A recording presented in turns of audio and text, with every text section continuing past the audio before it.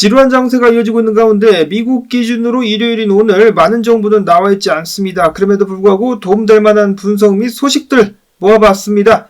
자, 일단 첫 번째로 이번 주에 뭐가 있습니까? 2월 12일 밤 10시 30분에 지난 1월 미국의 소비자 물가지수가 발표될 예정입니다. 예상보다 인플레이션이 낮아졌다라는 소식이 나오게 된다면 이 침체된 시장에 그나마 긍정적으로 반영이 될 수도 있겠습니다. 과연 소비자 물가지수 어떻게 발표가 날 것인가? 그리고 그 전날인 화요일 같은 경우는 제롬 파월 연준 의장을 포함한 연준 총재들 몇몇의 연설이 있기도 합니다. 이번 주의 변동성 어느 정도 예상이 되고 있는 가운데 백악관 AI 및 암호화폐 담당 차르의 수장인 데이비드 sak스 최근에 이렇게 발언을 했습니다. 암호화폐 관련된 확실한 규제의 명확성 6개월 내에 나올 수 있을 것이다. 야, 6개월도 좀 길다. 좀 더 일찍 나오면 좋겠는데 원래대로라면 수년 전에 이러한 규제 명확성이 나왔어야 되는데 이제서야 준비가 되고 있습니다. 자, 이걸 그나마 다행이라고 봐야 될지. 자, 어찌됐든지 간에 그는 6개월 내에 관련된 규제가 나올 수 있을 것이다 라고 이야기를 하면서 암호화폐는 많은 형태를 가질 수가 있다. 일부는 실제로 통화로서의 암호화폐, 일부는 암호화폐 증권, 일부는 상품이다. 이러한 것을 나눌 수 있는 기준을 마련하겠다라고 밝혔습니다. 일단 규제가 이런 식으로 확실하게 나오게 되고 나면은 더욱더 많은 기관들이나 자금들이 암호화폐 시장으로 몰릴 수 있을 것으로 기대를 해볼 수가 있겠습니다.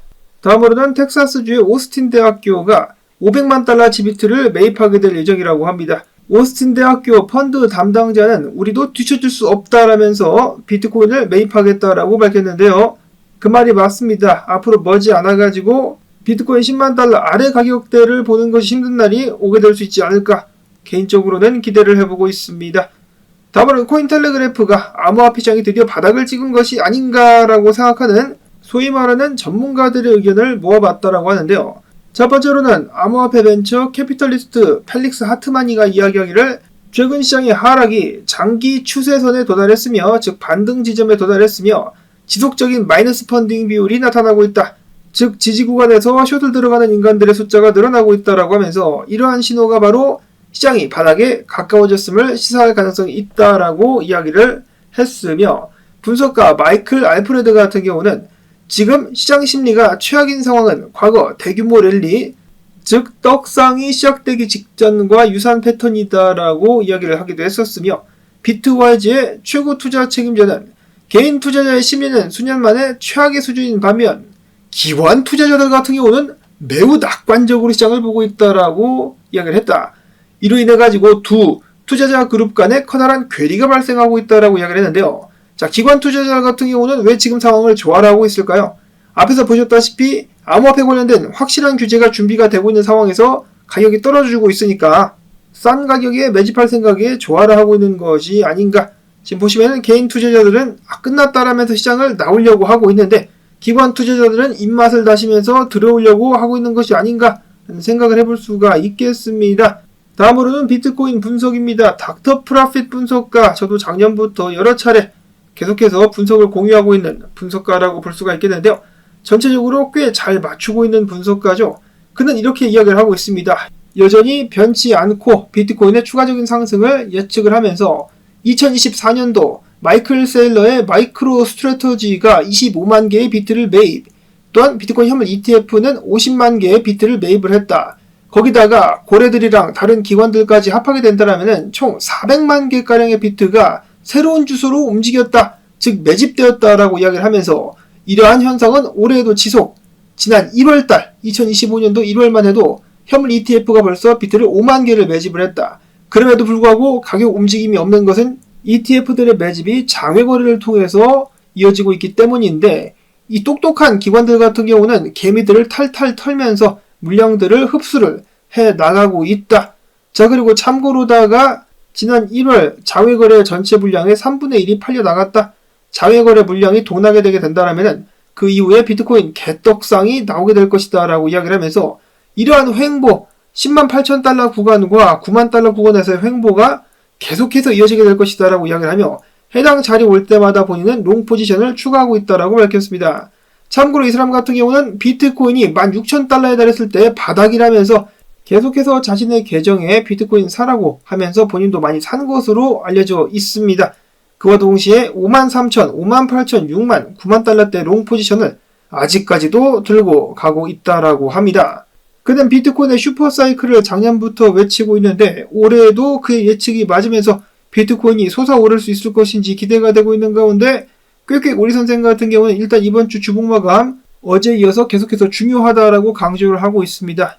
97,800, 98,000달러 선까지 올라가지고 주봉 마감이 나와줘야만 이번 주에 추가적인 상승을 또 바라볼 수 있지 않겠느냐라는 예측이 나오고 있는 가운데 많은 사람들은 시즌 종료를 외치고 있죠. 지금 비트코인이 이런 식으로다가 상승 채널을 벗어나고 있기 때문에 쭉 떨어지게 된다라면은 많은 사람들이 보고 있는 CME 갭 78,000달러 구간대까지 비트가 떨어지게 될 것이다라고 주장하는 사람들도 있습니다. 그 반면에 금과 비트코인이 그 결을 같이 한다라고 믿는 사람들은 금이 계속해서 떡상하고 있는 가운데 전고를 뚫고 있는 가운데 비트만 떨어질 수는 없을 것이다.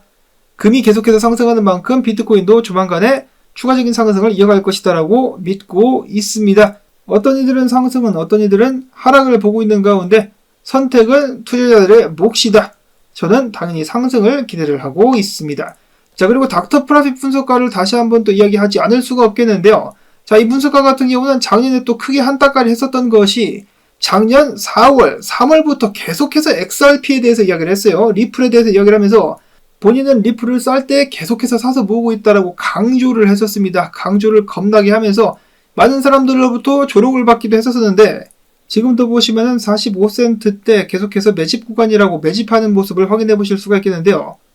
결과는 어떻게 됐습니까? 작년부터 리플 개떡상 엄청난 수익권에 들어섰습니다. 닥터 프라핏 그랬었던 그가 이번엔 뭐라고 외치고 있느냐? 최근에 과거 리플만큼이나 욕을 먹고 있는 이더리움 역사적으로 2월과 3월 크게 상승했었던 달이었었다. 내가 봤을 때 차트상에서도 이더리움 상승이 보여지고 있다. 기대가 되고 있는데 과거에 리플, XRP가 가격이 움직이지 않고 지루하다라고 여겨가지고 리플 상승을 놓쳤던 사람들 이번에 마찬가지로 이더리움 상승도 놓치게 될 것이다 라면서 이더리움 떡상 예고를 했습니다. 그러면서 이더리움 월봉 차트를 공유를 했는데요. 자, 이 봐라. 조만간에 크게 상승할 것이다. 목표가는 8,000달러다라고 이야기를 했습니다. 근데 8,000은 좀 적다. 이왕 할 거 2만 달러 합시다. 2만 달러. 자, 한편 이더리움 같은 경우는 한 달 전 대비 초당 20% 더 많은 거래를 처리한다라고 하면서 기술적으로 발전이 있었다. 가스 비용도 더 줄었다라면서 비탈릭 부테리니가 자신있게 발언을 하기도 했었습니다. 자, 그래봤자 너무 비싼 거 아니냐? 근데 이더리움의 강점은 무엇이 있습니까? 다른 블록체인들 같은 경우는 다운이 되기도 하는데 이더리움은 다운될 일이 없다. 자, 지금 많은 사람들이 포기를 하고 있는 이더리움 조만간에 전 세계를 깜짝 놀래킬 수 있을 것인지. 다음으로는 엘리지 분석가 제일 좋아하는 AI 코인은 타오가 아니겠느냐. 타오 이런 식으로다가 기회가 날 때마다 매집을 하게 된다면 조만간에 전고를 뚫고 높게 상승할 수 있을 것이다 라는 자신감 마찬가지로 공유를 하고 있었습니다. 자, 그 다음으로는 계속되는 비트코인 도미넌스 관련된 논쟁이라고 하기는 그렇고 의견 헷갈리기라고 볼 수가 있겠는데요. 매튜 하일랜드 분석가는 만약에 이번 주 주봉 비트코인 도미넌스가 이런 식으로 긴 꼬리를 남기면서 마감을 하게 된다면 과거와 마찬가지로 추가적인 하락이 오면서 알트코인들 반등장이 펼쳐질 수 있을 것이다 라고 예측을 했고 비트코인 하베베 분석가도 마찬가지입니다. 조금만 더 견뎌라. 알트코인들 숨 쉴 수 있게 떨어져 줄 것이다 라고 이야기를 하기도 했었습니다. 꾀꾀 오리 선생 같은 경우도 추가적인 상승이 나올 수 있겠지만 도미넌스가 일단 49%까지 하락을 한 다음에 그 이후에 치솟으면서 70%까지 오르지 않겠느냐라는 예측을 내놓기도 했었습니다. 그 다음에 또 추가적인 하락이 나면서 알트들이 달릴 수 있을 것이다. 반면에 렉트 캐피탈 분석가처럼 다음 비트코인 도미넌스 70% 도달할 때까지는 알트장은 없다라고 주장하는 사람들도 있는데요. 여기는 이 사람 같은 경우는 비트코인 도미넌스 월봉 기준 스토캐스틱 RSI 차트를 봤을 때 해당 빨간 박스 구간 위에서 스토캐스틱 RSI가 놀고 있을 때는 절대로 알트 불장이 온 적이 없다. 아래로 내려갔을 때만 알트 불장이 있었다라고 하면서 지금 위에서 버텨주고 있기 때문에 알트 불장은 혹은 알트 상승장은 오지 않을 것이다 라고 주장을 했습니다. 자, 비트코인 상승이냐 하락이냐와 마찬가지로 의견들이 엇갈리고 있죠. 어쩔 수 없습니다. 투자는 선택이다. 돈을 벌고 싶으면 위험을 감수하는 수밖에는 없다. 100% 성공률, 원금 보장 이런 거 전부 다 사기죠. 그런 것은 없기 때문에 내 판단을 믿고 선택을 해야만 되겠습니다. 심란하지만은 또 한편으로는 흥분되는 암호화폐 시장, 이번 주에도 즐기실 수 있기를 바라면서 오늘 영상 도움이 되셨다면은 도움 받았으니까 광고 한 편 쏘자, 광고 영상 틀어주기 및 클릭 부탁을 드리면서 저는 다음에 새로운 소식 가지고 인사를 드리도록 하겠습니다. 안녕히 계십시오.